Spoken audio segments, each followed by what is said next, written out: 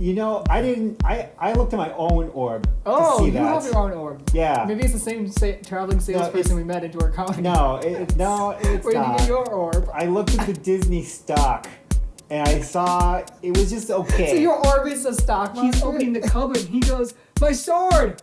My armor! My wine! Where has it gone? My cheese! Where has it gone? And I think he literally says, who would do this thing? And I'm like, what are you talking about, my dude? So you've had your version. Let me just say what she's doing. What? She's cheating her way into a marriage she is not remotely qualified. But it sets up the fact that she has a rebellious spirit, right? That's what it's setting. No, she's lazy. What you want is the horse in live action to stare into the screen and make a connection with the audience. No, I want... Bug me, I'll tell you that. I mean... Bug me.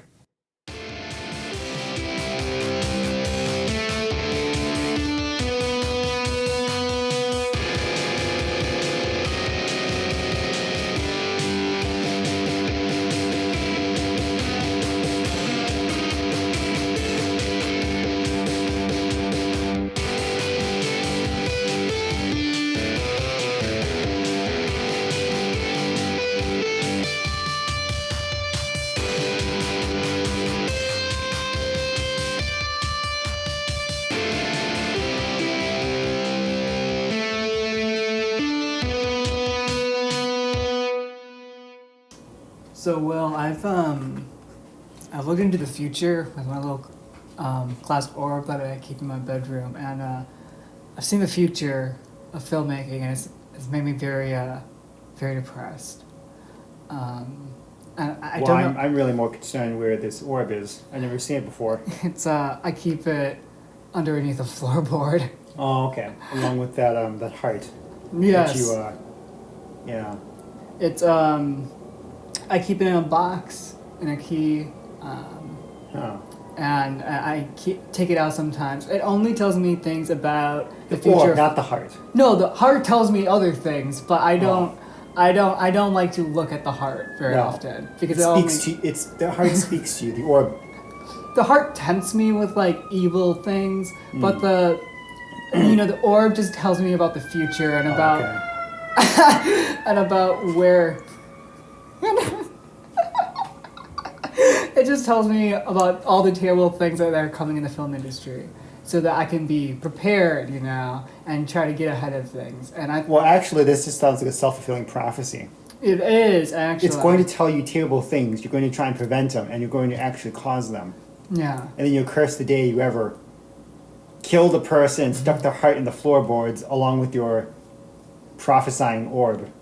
Yeah, in 2010 when Toy Story 3 came out, I looked ahead. I looked at the orb at that moment and said, there's not going to be a Toy Story 4, is there? And the orb came back with me and it said, no. And I was like, oh, thank God, there's not going to be a Toy Story 4. And when it was announced, I thought, maybe my orb is broken. But now I realized the orb is good. It was trying to protect me from No, this just sounds like the orb lied. I think the orb was actually lying. It was lying, but I think it was trying to protect me from the pain. So just be clear. Of knowing that Toy Story 4 was coming. So you can consult people, right? And they'll tell you lies. But you turn to the orb because it gives you reality, right? Yeah. Because it tells you the raw deal. Mm-hmm. Right? Yes. It's my little oracle. I keep underneath the floorboard next to the heart. Right. So, I keep in the box. So you go to the orb and it tells you lies, and you're not concerned about that. No, I mean, it's the only lie that it's told me so far. Well, all right.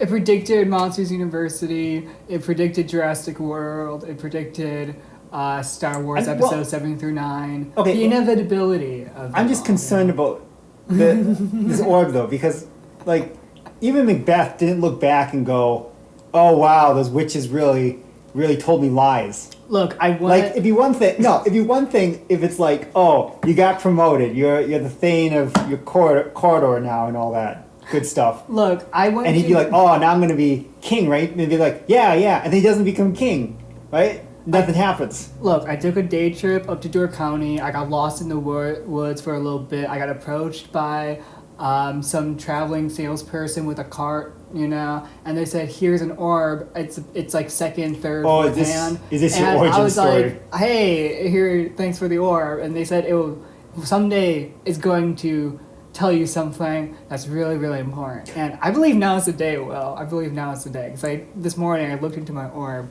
and do you know what I saw? What lies did it tell you today? I saw endless Disney remakes. And I'm not just talking about the ones we already have. I'm not talking about they just remake the film and that's it. I didn't. I looked at my own orb Oh, to see you that. have your own orb. Yeah. Maybe it's the same traveling salesperson we met into our company. No, it's not. It's. Where did you get your orb? I looked at the Disney stock, and I saw it was just okay. So your orb is the stock market? Yeah, and I said to myself, "Wow, what should Disney do to get their stock up? How about sit in the laurels?" But it showed me another live action Mulan in 2030.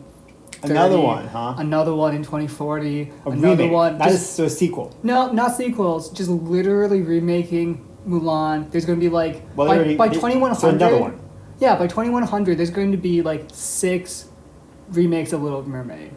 Really? Yeah, Huh. that's what it told me. Well, this doesn't seem credible, but I think I see what's going on. Yeah, and I thought this was a great business deal for us because now we know this. We can now come up with our own version of like Mulan. Right. And so when Disney inevitably decides to remake Mulan for the third Again. or fourth or fifth time, Yeah. we'll have the script ready. We'll have the screenplay set to go, the plot in place, and I thought, why not start now? Why not today? Let's just start the screenplay right now. So it does strike me though. What you're probably describing is they're probably going to just make television shows about the live actions, and they're going to throw it on Disney Plus.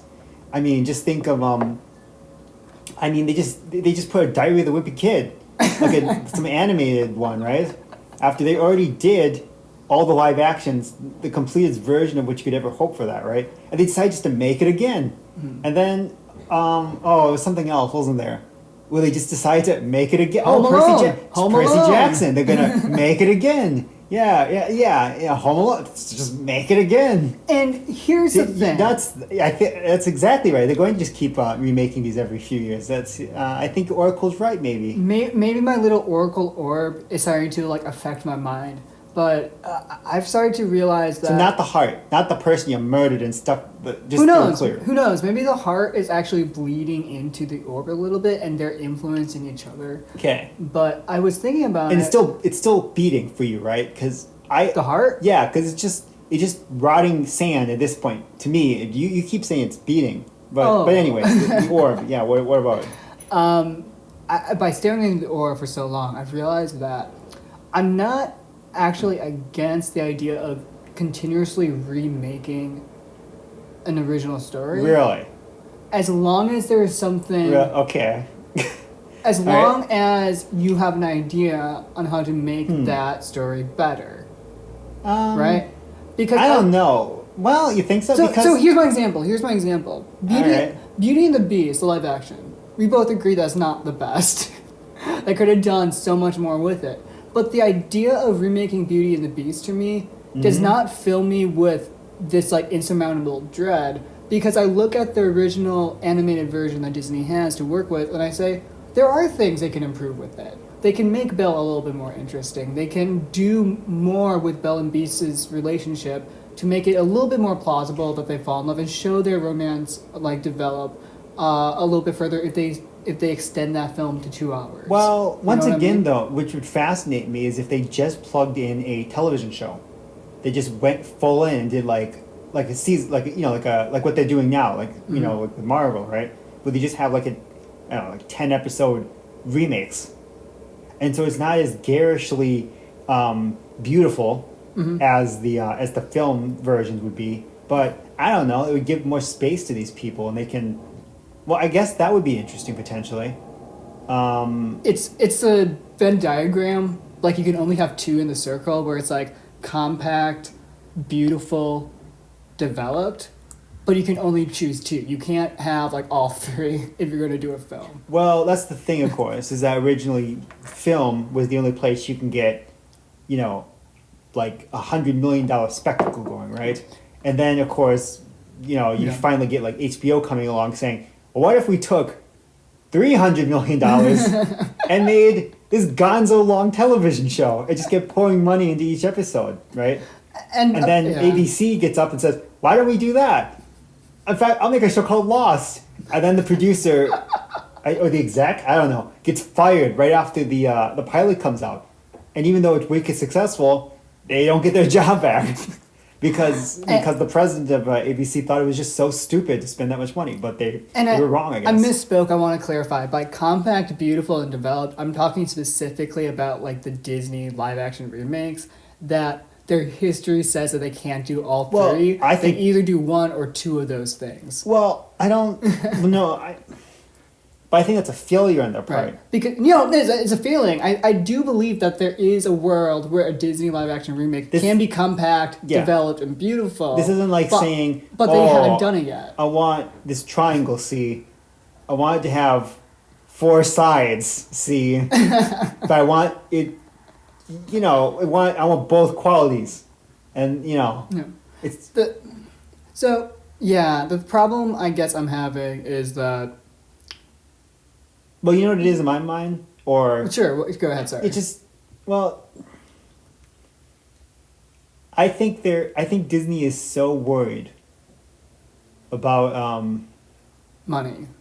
Prestige. Well, yeah, money. Oh, reputation. No, they're not worried at all about prestige. Reputation. If they were worried about prestige... I meant reputation. I said prestige, I meant like reputation. Sure, they're worried about reputation, absolutely. They're worried about the branding.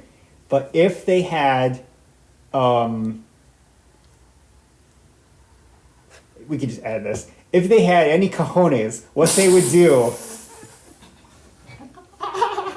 Okay. What they would do is make a new Mary Poppins.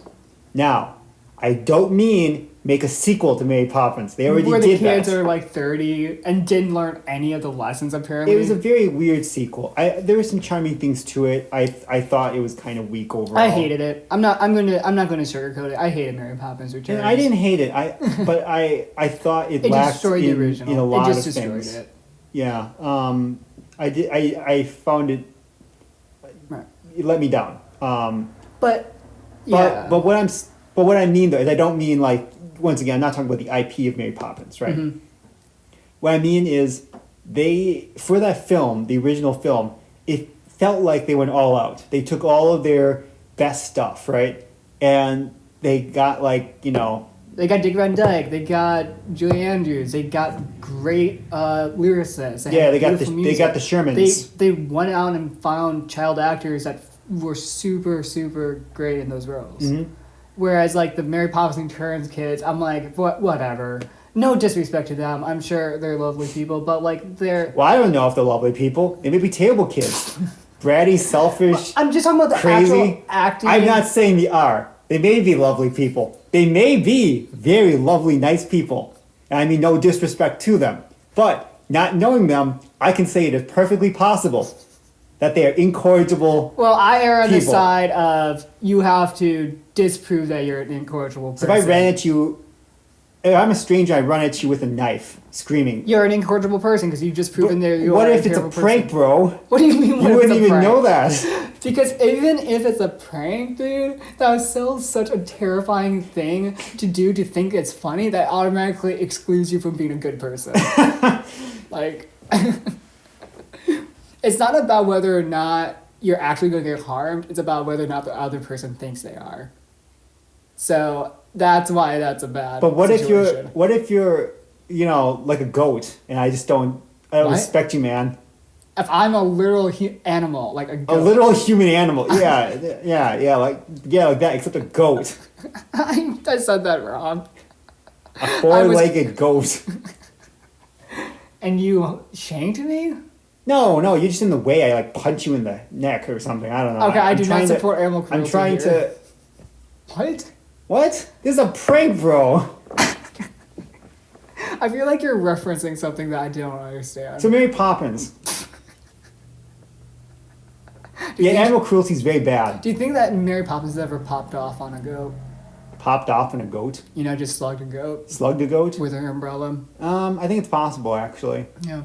I think okay, she's practically perfect in every way, and she's very to nefarious. streamline this conversation, do you mean like remaking Mary Poppins in the sense that Mary Poppins is given a new family to help? Or I mean, Mary Poppins had all this ingenuity, right? yes. It hired the best people doing the things that's top of the class, and more to the point, it did something that was very different than a lot of the stuff before. Or I suppose a different way of putting it is it did stuff that came before it, but it did it the best version of it, right? That's why people talk about like The Lion King, for instance, right? Mm-hmm. It's kind of derivative in some ways, right? I mean, you're taking all the famous tropes and the systems, you're re-slotting things, you're basically remaking, a reshuffled version of Hamlet, right? Mm-hmm. But what you're using is this greatest state-of-the-art animation. You're pushing it farther than we've seen before on a screen, right? And people walk into the cinema and say, "Oh, another Disney flick, whatever for the kids," and then they're astonished, for the first, 3 odd minutes in the circle of life, right? Mm-hmm. The sun comes up and you hear this, magnificent, bellowing chant, right? And you're like, "Oh, what is this?" Right? And then you get these incredible panoramas of the animals, marching and the whole deal, right? Mm-hmm. You just people. I don't think people saw it before, this sort of thing before. I mean, it must have been like the animated version of people sitting around waiting for this sci-fi flick Star Wars to kick off. Suddenly this blare of the brass explodes, and then what do you see? You see this outrageously long ship flying overhead, right? Shooting lasers, right? It's crazy, right? It's epic. So you want a Mary Poppins? What's Mary this Poppins? Mary Poppins-esque Pepe? feel to a film. Pepe, is this you? Come in, Pepe. Nah. Pepe. Is that what Pepe sounds like? It is in my Me? mind. It is in my live action remake of Pepe. I see. So you want Mary Poppins? That feels good, man. So you're not advocating for another Mary Poppins, but a film that does what Mary Poppins did, which is go all in on a film. Yes. Is what you're saying. Okay, I get it. Something that is, I guess so. Okay. In some way. And I don't think I feel like what Disney has been doing for a while now is trying to keep its brand, like perpetuating its brand, right? And it doesn't know how to innovate without taking a risk. Mm-hmm. Which is kind of this absurdity, which is, well, you can't innovate Unless you take risks. without taking risks And spending money and realizing that some things just don't work. And they can't do something like, oh, what if we, do Carter and we put him in space, just like that old story. It's like, yeah, I mean something like wild, and like even early Disney, because we've done a lot in 2021, we watched a lot of early Disney as part of our Disney animated rewatch marathon. Snow White, Dumbo, Pinocchio, Fantasia, etc. Like, even though I have conflicting feelings on some of those films, they're all risks. Like, for Disney at that time to do something like Fantasia, to do something like Pinocchio, was like wild. And I think you know more about this than I do, but the fight that Roy Disney had to go through to get some of the films made was incredible. And I don't feel that fight happening behind the scenes. When you watch a film, it feels easy. That someone took the easiest possible pitch on the board and said, let's just run with it because it's the one that's guaranteed to at least make some money, right? Even I guess growing up, the fact that Disney did Pirates of the Caribbean is a risk. Well, it was an incredible risk. I mean, and what made it even crazier, of course, is they're actually filming the film, right? And you get Johnny Depp coming up to set, performing like he's drunk all the time, right? Mm-hmm. And I think they may have been worried he was actually drunk, and then I guess it turns out he wasn't, and then it was just all a bit. And then they're like, you can't do that. This is a Disney film, And he said, why did you make this film in the first place? Then? Well, yeah, I suppose so. But you look at the film, right? It's this astonishingly bold, different way of under the Disney brand, right? Mm-hmm. For me, Disney, so the bit with the orb was me trying to lead into wondering if the problem that the live action remakes actually have has less to do with the fact that they're making them, but the fact that they don't actually remember what made the animated versions special, if that makes sense. I was thinking about Mulan, and then the joke about remaking Mulan 6 times may or may not come true. You really found this orb. I really found the orb. Yes, I'm sorry. Yes. The orb that I found that told me that there's going to be 6 different Mulan remakes. I was filled with dread by it because I think, unlike other Disney films where I can go, okay, I can kind of see an avenue where this can be remade, how you can remake the story better. We've talked before about how Beauty and the Beast, a live action, if they had just leaned on Emma Watson's Belle being an inventor and her being interested in science and astronomy and technology and the way that machinery works, the film would have been so much better because it would have given Belle something that separated her from any other Disney princess, any other live action. I mean, she could have told the Beast, "Wow, Beast, did you know that if you found an ocean big enough, you could stick Saturn on it and it'll float?" And that would be neat. I would have liked it, right? And then, of course, they didn't, so it went to a different film. But with Mulan, what's difficult for me when I'm looking at the orb and it's telling me is it makes me go, crap, we're just going to have 6 more terrible Mulan live action films. Because it's such a complete film, I don't know how you make it better. I don't know how you make an improvement on Mulan. I think I disagree with you there on the premise, because I don't think you can, for the live actions, mostly, especially for the Renaissance, I'm going to say, right? Yeah. I don't think you can make them better. Mm-hmm. I think you can only make something different, and then people are take a giant risk in making it different. Well, I would think so, because what they're doing is actually the most sensible thing that you can imagine, which is don't change it, or change it as little as possible, right? But that's why the Mulan live action was so bad. Well, that's the weird thing. Because they tried to stick to because they allowed it to become a wuxia film, right? Mm-hmm. With her going from this person who tries to embrace her warrior end, right? Mm-hmm. The warrior side in her, which manifests culturally as the masculine within her, right? Or, of course, actually culturally, there is no masculine side within a woman, right? It's all woman in there, right? So embracing the man inside you is a preposterous idea, right? But of course, what happens by the end is the women, mm-hmm. find their the masculine aspects, and the men find their femininity, and trick the guards, right? But this film doesn't do that at all, I don't think. So I guess what I'm talking, they scrapped Shang, they brought in a new love interest, they took away the menace of the film. The term you love, menace, in the film. Oh, I love menace in films. Menace makes the world go round in because films. The weirdest thing to me about the live action Mulan is that what was so formidable about why am I blanking on the villain's name in Mulan, the animated one, the actual leader of the Huns? Well, it's not Shang-Chi. Shan Yu. Oh, is it? Sure. So what made him formidable was that we don't actually know why he wants to take over China. He just does. And the idea of... Well, that's fine, though. Yeah, and that's what I love about it. Because some people just love power for power's sake.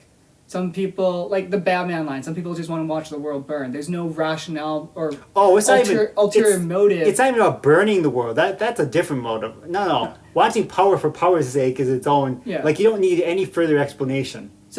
People want to control the world. Some people do, right? And there's an inherent evil in that there is no justification for. There is no ulterior motive behind it. But then in Mulan, the live action, what they did was they made the villain, it's a revenge plot. Are you talking about the witch, or which? Which villain? The actual villain, the actual leader of the Huns in the. Are they even Huns? I don't even sure if they're Huns. They don't call them Huns. I believe they call them something else, but. the male leader of the rival army, the invading army, the whole reason he's doing it is because the emperor executed his brother. And so they give that as like a justification for why he's doing this, going on this genocidal rampage. And it's like, I don't need that. I don't need any sort of humanization from a guy who's willing to commit genocide and go and swooping through China to take over the kingdom. I must confess, I watched that film so efficiently that when I zipped it in my mind, those details you just said didn't carry over. They all disappeared. And the random witch that, like... I remember the witch. The random witch that they invented for the film, her whole, like, thing is that apparently literally nobody has ever accepted her in life. And the villain, the leader of the invading army, he's the only person who's ever said, "Oh, I find you useful, and I need you by my side because you're powerful.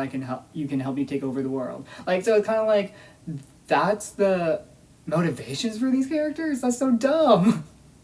Compared to the original one, where it's like, he's literally a leader of a rival kingdom who just wants to take over China. That's it. And you understand that implicitly, like, why someone would want that, right? And the thing that, I guess, is another thing that the 2020 version really messes up on, and is a thing that all Disney live-action remakes do, is that they want so hard to stick to, like keep things from the original that only work in an animated sense, right? Because once you transpose it to a real-life world, it doesn't... It feels cheesy. It feels off about it. So... What's an example specifically that you're referring to? So this might be a long spiel, but I'll get to that.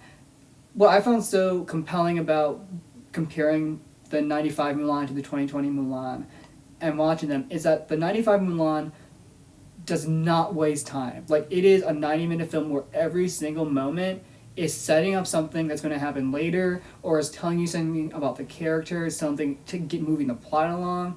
It's probably, in terms of the music of the film, the best example of using the music to advance the plot. I think every single song in that film, it's not only telling you something about the emotional arc, but it's also literally moving the plot. I'll Make a Man Out of You is literally the training montage. Girl We're Fighting For is literally them going from camp to the mountains, right? So they're literally going from one place to another geographically, and that's helping to advance the plot. The only song that doesn't do that as much is the I Want song, which is Reflection. Yeah. Is there a plural? Is it plural? Reflection? Reflections. Shoot. Now I'm being... If there was Jeopardy, this would be the I lose all my money or not question. I'm pretty sure it's just singular. Okay, great. Reflection. Sure, let's go for it. But the first scene we see Mulan lasts 2 minutes. And in that 2 minutes, what she does is she's eating some rice while writing on her arm the speech she's supposed to give to the matchmaker. What does that tell you about Mulan off the bat? One, that she is forgetful, so she needs to write on her arm. Two, even though she's taking it seriously, at the same time, she's willing to bend the rules a little bit to kind of skate by. Okay, so you've had your version. Let me just say what she's doing. What? She's cheating her way into a marriage she is not remotely qualified. But it sets up the fact that she's has a rebellious spirit, right? That's what it's setting. No, she's lazy. She has no idea. She's not even lazy. She doesn't care. I think you read it both ways, though. So she looks at that. She's like, "Yeah, think before you snack or act. I don't know. I mean, I'm panicking now, but I didn't study for this, so whatever." I think you're supposed to take it both ways. That one, she doesn't want to be involved in this tradition, but is doing it anyway for family. I agree. But at the same time, it's but she didn't put in the work. I guess, but I think you're also supposed to take it as her kind of ingenious side, like her constantly thinking reels and motions. She's Ben, constantly thinking about ways to kind of get out of situations. So Ben, I see that you cheated on your SAT. You wrote it on your hand. And you also used the water bottle trick, which is genius. You know, you printed out tiny little letters on the back of your water bottle, and then you slapped on the label, and so you were able to use the magnification of the water itself to stare into the little cheat sheet. Brilliant. Now, that's not what I'm saying. Technically, you should lose your score, and we're not going to accept you into any colleges. But I think it's genius, man. What I'm saying is like no. 1600s on your SATs. Should she be cheating on her on the matchmaking? No. Should she? And you're going to Harvard. She's not. She shouldn't be doing that. But at the same time, it's supposed to reveal the characterizer as someone who is rebellious and is someone who will do what she can given the situation to get her way through it, right? She's someone who's not going to... Well, it's... Okay, so what it is doing is think... Because what's the alternative? You go to the matchmaker with not knowing any of the lines? That's the alternative? Well, this sounds remarkably like the day for the test. Please help me, I didn't study. Well, alright. I mean, this is what you should do. No, but just do compare it to an exam and school. It's not the same as this is literally the future of your life. Wait, what? What? If you cheat on a quiz in high school... This ain't no quiz. Are you talking This about... is the matchmaking test. Okay. What? This is the SAT of your life. That's why I thought you were talking about cheating on a quiz in high school. Okay, so we are talking about the same thing, we just misunderstood each other. Okay, but she does that. The rooster crows. She gets up. She uses her quote-unquote little brother, the dog, to help her with her chores. You will probably call that lazy. I call that being inventive. That's being clever. That's being inventive. Let me be very clear. Cheating is clever. It's clever, right? Yeah. It gets you ahead faster, right? The question simply becomes, is cheating cheating? For instance, when she shoots the what is the thing? The dragon cannon? The dragon cannon? The cannon pew pew thing? Yeah. Pew pew. And it goes, that's the sound it makes. And it sings, through the air, right? With Mushu on board. Yeah. And hits the mountain and causes an avalanche. Yeah. That's cheating. Cheating in war. Yeah. There's no cheating in war. There ain't no cheating in war. All is fair in love and war. You need to go back and listen to some Churchill tapes, dude. Yeah. I guess so. It sounds remarkably similar to, oh yeah, we can split the atom now. Well, I guess all's fair in love and war. But I guess the point I'm making is that in the first 2 minutes of the animated Mulan, what we get is someone who's multifaceted, is a multitasker. If you want to call her a cheater, I call her a rebel. Inventive, creative, clever. She's gonna go to Harvard. There's great things for her. But there's also that 1 second shot where the dog is running past, putting out the chicken feed, and runs past the horse, and the horse breaks the fourth wall and looks at the camera. And it's only a 1 second shot, but why that's incredibly important, and why if I was there in the boardroom, I'd fight for that one shot frame to be there, is because otherwise every interaction following between Mulan and her horse doesn't work as well. Because by the horse breaking the fourth wall there, what we get is this animated world where the horse is highly intelligent and communicates with Mulan on a higher level in a way that only an animated film gets away with, because it's usually you don't do that with animals. You can't go in the real world and go to a horse and link up with them in a way that's psychic. But in the Mulan 2020 version, without any precedent or reason to believe so, she has that innate ability with her horse. So what you want is the horse in live action to stare into the screen and make a connection with the audience. No, I don't I want them to set up the fact that she and her horse have a special connection without just all of a sudden in the midst of battlefield they have it. Like Lord of the Rings goes out of its way to show how the horse is a part of like their traveling troupe and not and close friends and allies, right? Horses are as much a part of the fantasy world as a goblin is, as an orc is, as an elf is, because of the way the Samwise interacts with Bill the pony, the way that Aragorn interacts with his horse, the way that the horse literally saves Aragorn's life in the Two Towers, or Gandalf whistling and Shadowfax coming. Like, horses are fantastical in the world of Lord of the Rings, and they show that. In Mulan, they don't. They treat horses as if they're just regular, everyday horses. So when something fantastical happens with a horse, it's like, what is this? And the reason it happens is because they're keeping true to the Mulan version, where her horse is incredibly vital to her getting through the battlefield. Wait, what magical thing does the horse do? There's two moments in Mulan 2020 where the horse literally saves her life because he comes running out of nowhere, literally out of camera shot. Literally, there's not even a hint of like the horse has been there. But apparently he somehow raced several miles across the field knowing she needed her help in this exact moment and was in the right position so she could jump off like a mountain cliff and land on the horse.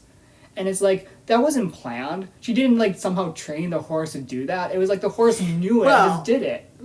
Alright. And I know I'm harping on something very small, but at the same time... I want to say, the fact that I don't remember it suggests that it didn't bug me the way it bugged you. It bugged me, I'll tell you that. It bugged me. Alright.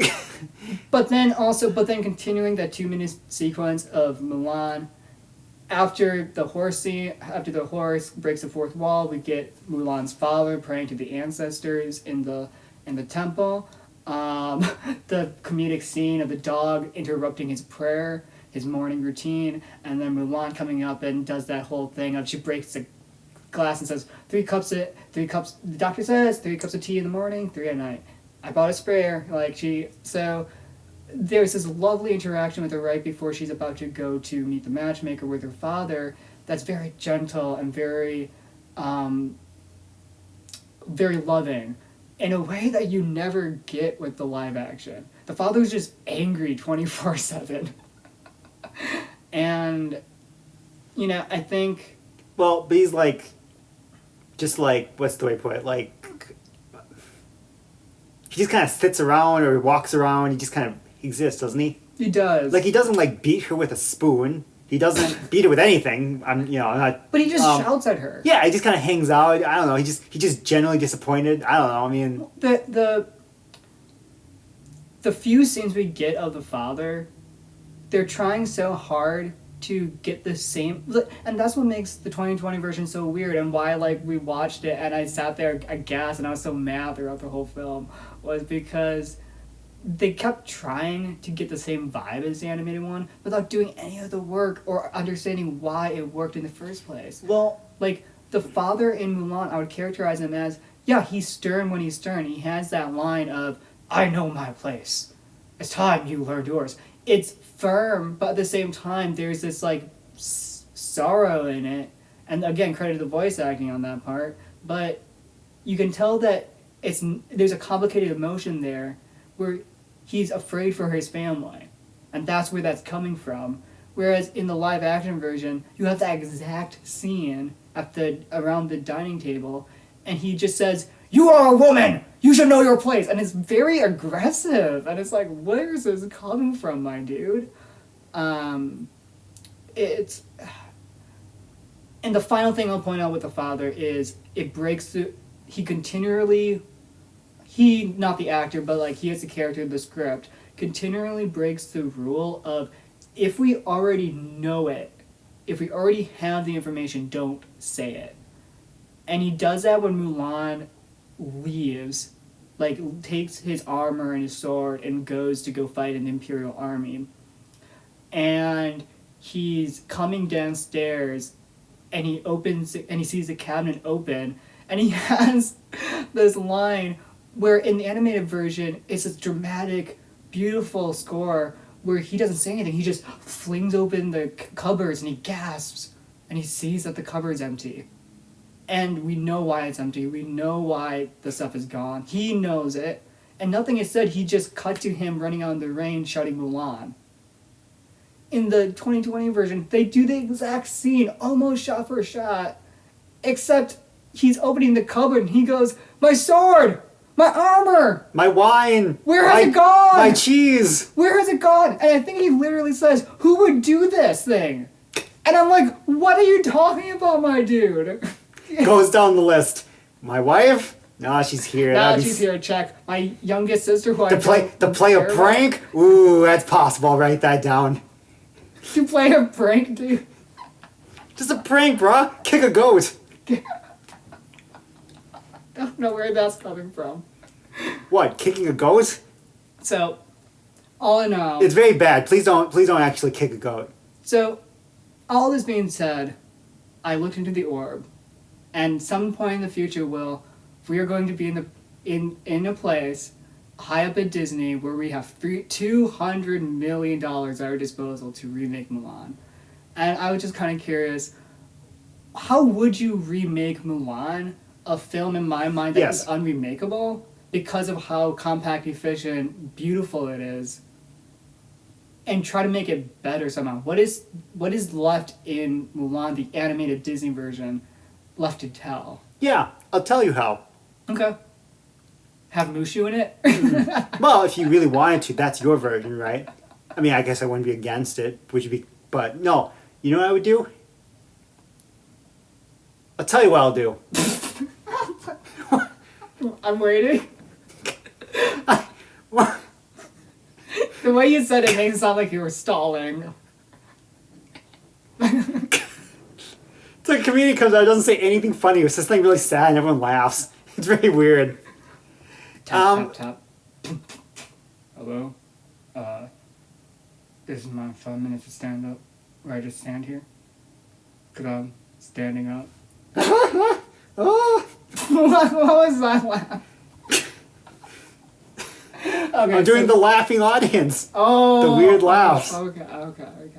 Like the rogue laugh, the one person thinks it's funny no matter what you say. See, the way you sounded was like that clown from The House. Netflix's The House. It sounded like the weird, like, Master of the House laugh. Oh, right. That's a good laugh. Kind of like that. Yeah, next thing you'll tell me is like, you like berries and cream. Berries and cream. So, Mulan. Mulan, I'm giving you $200 million. Yeah. You need to remake this. I know we've already made 4 remakes, but this one's going to be the best of them all. 4? Yeah, okay. I don't know. It's 2050 by this point. This is what I would do. And this may die right out the door. Okay. Because I haven't looked into this at all. Okay. So there may be a reason why they haven't done this. Okay. I would... So, we're kind of interrupt here and break it up because we have definitely gone on way too long. We're going to break this up into 2 parts. Disney Remakes Part 1 and Disney Remakes Part 2. But hear me out. What if we did 3 parts? No. We had this sort of unexpected journey, and then we kind of became kind of desolate, and then we kind of fought finally between us, right?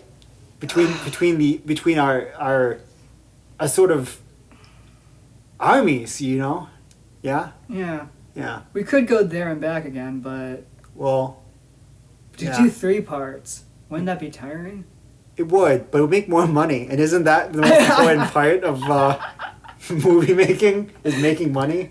Alright, we'll It's not really about the art, it's about the money. We'll be back after a brief message from our sponsors. Zune. Zune. That's right. The defunct company's paying us still.